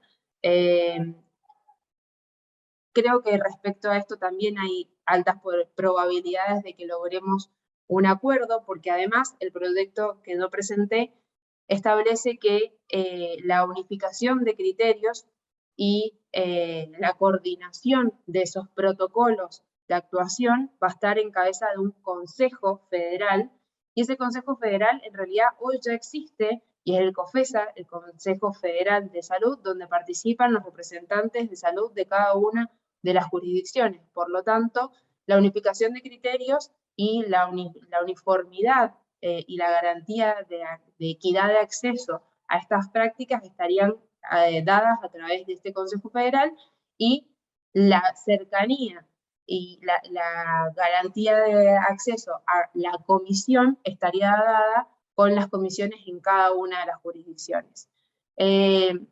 Tomo las observaciones de la experiencia de Lucas respecto de la posibilidad también de crear comisiones en cada uno de los establecimientos de salud, en cada una de las clínicas o hospitales. Creo que es algo que podríamos analizar desde la técnica legislativa, sobre todo teniendo en cuenta que, como él dice, quizás nuestros modelos de salud sean más similares que si lo comparamos con las experiencias europeas. Y bueno, en cuanto a las similitudes que hay en los procesos, en los proyectos, perdón, todos los proyectos coinciden en los supuestos. No se prevé, perdón, en el proyecto de COBOS hay una referencia a la terminalidad, pero es una referencia a la terminalidad en los fundamentos. No hay en el texto del proyecto una referencia directa o expresa a la terminalidad que pueda generar las dificultades que generó en la experiencia de Colombia, y a eso vamos a estar especialmente atentos. Luego, todos los proyectos contemplan las variantes tanto de eutanasia como de suicidio asistido, las directivas médicas anticipadas, la objeción de conciencia. En el caso de las instituciones, una objeción de conciencia porque obviamente no son personas jurídicas, no personas físicas, pero sí la obligación de garantizar el acceso a las prácticas cuando todos los médicos sean objetores en una institución. La inclusión dentro del plan obligatorio de salud y, por lo tanto, la garantía de acceso tanto a quienes van a la salud pública como a la salud privada, es decir, efectores públicos y privados obligados. Se establecen cuáles son los derechos y obligaciones tanto de los pacientes como del personal de salud, y la información que debe brindarse al paciente para garantizar que la expresión de voluntad sea una expresión de voluntad informada y libre. Bueno, hay algunas diferencias de redacción, y en esto hemos estado hablando largo y tendido con Daina, con Mario y con el grupo de especialistas y doctores en bioética y médicos que se acercan tan gentilmente a brindarnos sus amplios conocimientos y estudios sobre la materia respecto a, por ejemplo, cuál es la mejor forma o la forma menos burocrática de recibir esas expresiones de voluntad y que no terminen siendo un escollo que burle el objeto de la ley, de la misma forma que el proceso no debe ser burocrático, si bien tiene que establecer garantías para que la voluntad sea realmente una voluntad libre e informada, y haya una serie de pasos que garanticen que, por ejemplo, el derecho a la revocabilidad existe de esa expresión de voluntad, tampoco tiene que convertirse en un procedimiento burocrático que termine burlando justamente el objeto de la ley. Y en ese sentido fue que, sin ánimos de ser demasiado reglamentaristas, incorporamos plazos dentro del proyecto para que luego, eventualmente, ante una reglamentación del Poder Ejecutivo de turno, no se terminen imponiendo las ideas del Poder Ejecutivo de turno y el objeto de la ley termine burlado por plazos demasiado burocráticos, comisiones u organismos demasiado burocráticos, o burocráticos lisa y llanamente, que perjudiquen al paciente. Actualmente, como les decía, los proyectos están en comisión, pero nuestros asesores, y la comisión no está funcionando, pero nuestros asesores sí están trabajando, así que esperamos que en los próximos días podamos empezar con las comisiones informativas, aquellas en las que los profesionales que estudian la materia puedan ilustrar a los legisladores, no tan solo a los que somos autores y venimos trabajando y estudiando sobre el tema, sino a todos aquellos que quizás no están tan cercanos a la materia y que, les soy absolutamente sincera, les genera mucho temor hablar de eutanasia, hablar de muerte frente a sus votantes, hablar de eutanasia frente a sus votantes, porque muchas veces no están viendo al paciente o al potencialmente paciente y a su derecho a solicitar las prácticas eutanásicas, sino que muchos lamentablemente ven solo votantes. Espero que esa visión no opaque la visión que tenemos que tener como representantes del pueblo y como legisladores, y podamos hacer nuestro trabajo más allá de las coyunturas electoralistas. Así que agradecida de los aportes que hacen y esperando poder hacer mi aporte como legisladora en breves, pero pidiéndoles desde mi humilde lugar que sigan trabajando en estos espacios de reflexión y de debate público, porque son lo que realmente mueve a la sociedad a dar los debates en la opinión pública y a los legisladores a hacerse eco de las demandas sociales. Muchas gracias. Bueno, muchas gracias, Jimena, brillante tu exposición y bueno, la verdad que excelente. Bueno, ahora hablamos con Mario. Mario, esperamos ahora si te podés desmutear. Bueno, Mario Sebastiani. Ahora sí. Ahora perfecto, Mario. Muy bien. Ante todo, gracias por la invitación. Segunda cosa, brillante todo, brillante todo. Claro que ustedes no esperan mi aprobación, yo no soy el que pongo la nota, pero la verdad que estuvieron fantásticos. Sí, la esperamos. Fantástico, fantástico todo. Entonces, voy a tratar de no ser, pero para nada redundante. Primera cuestión que voy a decir, o sea, ¿dónde está mi cabeza? Mi cabeza está en el día que se discutan estas cosas. Después, si a usted le gusta, no les gusta, si a los médicos amigos míos les gusta, no les gusta, si a los políticos les gusta, no les gusta, yo estoy en ese día que hay que convencer a los legisladores que si votan en contra están errados. ¿Y cómo se hace eso? Con una justificación, ver cuál es la manera de fundamentar las ideas nuestras, para decirle al otro que está mal fundamentado, que no es lógico cercenar la libertad de las personas. No estoy para nada acostumbrado a hablarle a los abogados, y la verdad que no sé cómo funciona bien la de los abogados. Sé cómo funciona la de los médicos. Creo que en lo que va de estos 1 año y medio ya debo haber hablado como a 2.000 médicos, y sé cómo funcionan. Le voy a decir una cosa, ¿no? Todos totalmente de acuerdo, menos uno que fue un paliativista, que dijo: no estoy de acuerdo con tener una ley. Uno de, supónganse, 1.000, 2.000 médicos. ¿Cómo es la cabeza de los abogados? No tengo ni idea. No voy a hacer psicología con ustedes, pero ustedes son abogados y son amigos, muy amigos de los legisladores. Porque creo que no sé cuál será el porcentaje de abogacía en los legisladores, pero debe ser, supongo yo, 60-70%.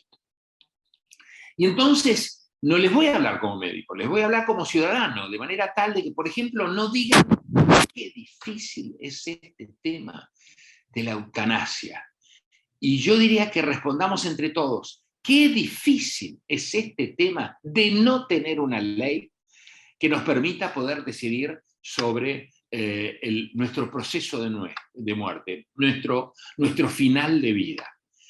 Lo primero entonces que tenemos que decir es que el derecho a morir es un derecho humano. Uy, qué frase, ¿no? El derecho humano.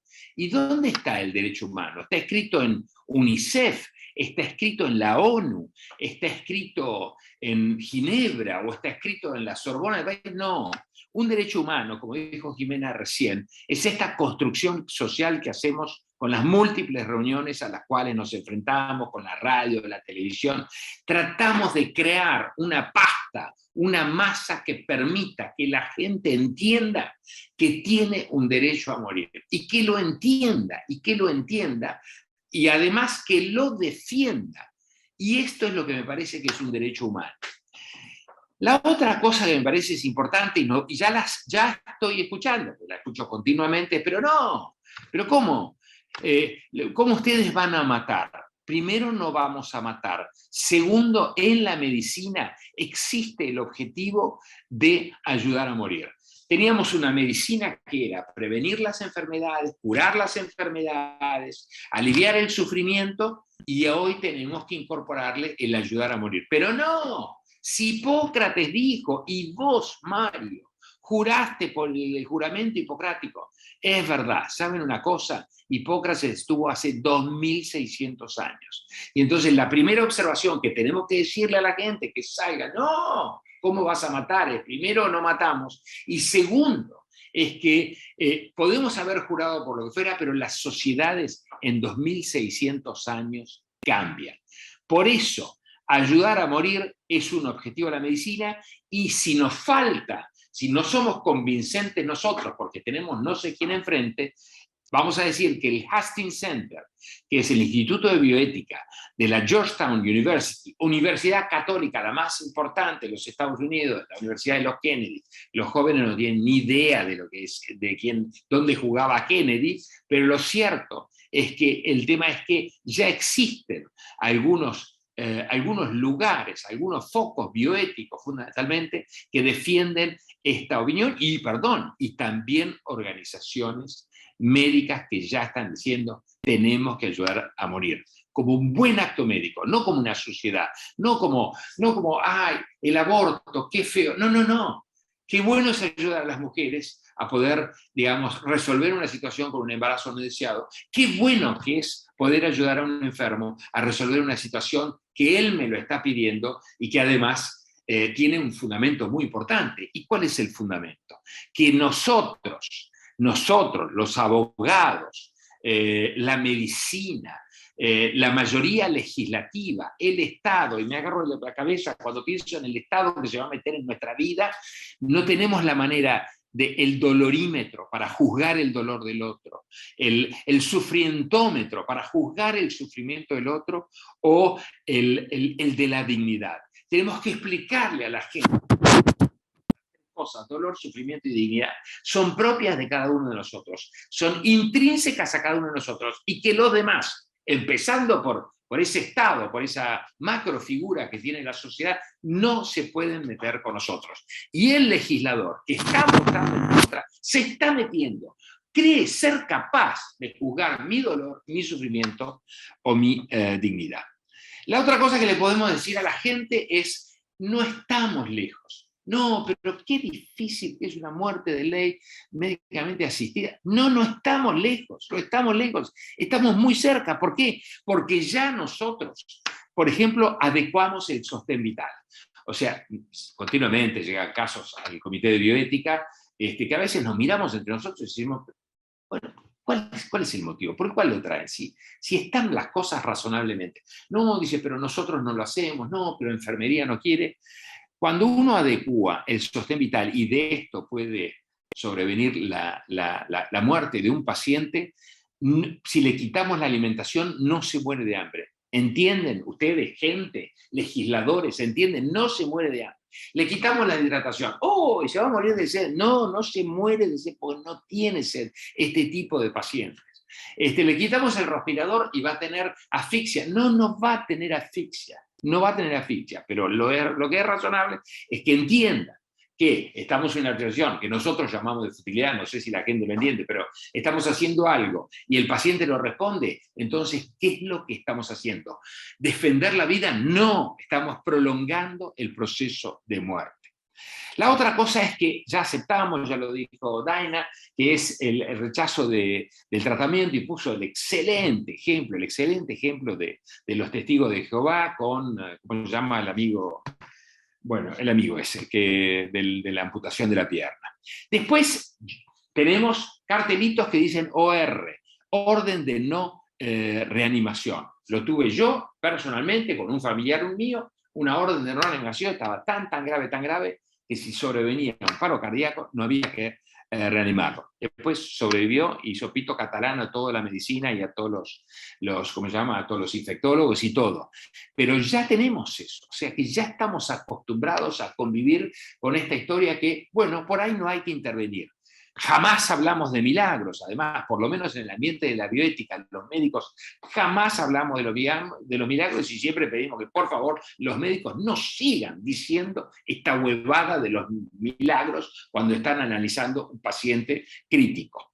Y después tenemos las directivas anticipadas, y permítanme todos, decirles que este es uno de los fracasos de la bioética, porque no me acuerdo, sé que está Rosina Pache ahí entre las oyentes, pero me parece que había un 12%, 10%, 8%, no me acuerdo cómo era la historia.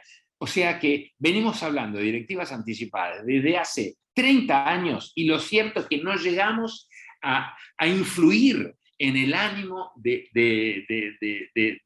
nuestros familiares, en el ánimo de nuestros hijos jóvenes, que por supuesto ellos son eternos, no llegamos a influir. Por lo tanto, tenemos que revisar nuestro discurso y tenemos que revisar nuestra estrategia de comprensión, que yo hoy rechazo un tratamiento, estoy competente, estoy autónomo para el día que no lo esté. La otra cosa que les recomiendo, y me recomiendo a mí, y me parece que no sale mal, es influir con una pregunta que es: ¿de quién es tu vida? ¿De quién es tu vida? Muy bien, la vida no es tuya, es de una mayoría parlamentaria, es del Estado, es de Dios. Perfecto, no hay ningún problema. La verdad es que no hay ningún problema. Lo único que digo es, puede ser que te toque otro médico, puede ser que te toque otro pastor, otro cura, otro rabino. Puede ser que te ocupe o se ocupe de vos alguien con ateísmo, inclusive hasta distinto al tuyo. Puede ser que tengas otra mayoría parlamentaria, pero que a vos no te importa, no hay ningún problema, porque esto no es obligatorio. Vamos a recordar que en los países que ya llevan 30, 40 años, el 10% de los pacientes piden esto, pero acceden después al final, lo piden, pero después solamente el 2-3%, con lo cual parecería que hay un dicho muy frecuente en los pacientes críticos que han dicho: yo con saber que existe yo con saber que existe esta posibilidad, yo ya estoy más tranquilo con esta enfermedad o con este insufrimiento y lo puedo tolerar y puedo esperar. Pero si tu vida es tuya, que es lo que le decimos continuamente todos a las personas, tu vida es tuya, puedes hacer lo que quieras, esto, que el otro, bla, bla, pero cuando yo quiero decir cuál es mi proceso, de mi final de vida, no, ahí ya no es tuya. ¿Por qué? Porque los legisladores hasta ahora dicen que es un asesinato y porque algunos en la sociedad consideran que uno no puede, ese bien jurídico que se llama vida, no podemos disponer de él. Voy a decir por qué además me gusta mucho pensar en que necesitamos una ley, porque les voy a poner esta viñeta. Hay un paciente, una persona que sufre terriblemente. Me cruzo de brazos y no hago nada. Pero tengo ese mismo paciente y aparece otro, supongamos otro médico, otro personal de salud, y en cambio lo ve de esta manera, considera que el caso es claro, que no hay posibilidades de mejorarlo, no hay más nada que hacer, y él accede al pedido del enfermo y le aporta una estrategia de eutanasia, suicidio, lo que fuera. Qué curioso, el primero que no hace nada es un inmoral, pero queda libre y camina por la calle sin ningún problema. El segundo, que tiene una actitud moral de ayuda, en cambio es penado por la ley y se lo va a considerar un asesino. A mí me parece que estas viñetas son excelentes para que la gente comprenda la necesidad de esta ley. Un abrazo afectuoso para todos y felicitaciones para mis preopinantes, preoradores. Muchas gracias. Muchas gracias, Mario. Brillante lo tuyo y necesitábamos también tu aprobación, aunque no lo creas, sí lo necesitamos. Bueno, la verdad que ha sido un lujo todo esto, ¿no? Doctora Cortesi, que ha estado muy atenta a cada... Así que bueno, los esperamos el lunes que viene, que va a haber también otro panel de lujo y que va a estar el senador Koldo Martínez de España, a instancias de la doctora Rosina Pache, que es su amiga, así que la verdad un lujo. Va a estar la doctora Rosina Pache, va a estar la doctora Pesano, son médicas del italiano, la doctora Laura Mazzaro, que es abogada, o sea, colega nuestra, y vamos a hablar sobre todo el proceso en España, y ellas van a hablar bastante sobre directivas anticipadas y sobre todo lo que se dé en esta charla. Así que no nos podemos perder eso, porque la verdad, tener también a gente, a personas como Lucas, que nos ilustran sobre lo que pasó y lo que pasa en sus países, es muy importante para nosotros, como lo ha dicho también Jimena y Mario. Bueno, de parte mía yo estoy más que agradecida, que son unos genios todos, y que gracias por haber aceptado esto. La verdad, un placer. María Cristina, cerramos. Y bueno, yo también quiero agradecerles, ha sido un lujo escucharlos a todos, así que bueno, los esperamos para la próxima, el 3, ¿no? Es el 3 de octubre. El 3 de octubre, el lunes próximo, a las 2 de la tarde. Para continuar con este tema que es, como dijo Jimena, tenemos que hablar, tenemos que salir a hablar, y estos son lugares importantes como para hacerlo. Así que bueno, un cariño enorme para todos y de nuevo gracias, y los felicito por las exposiciones.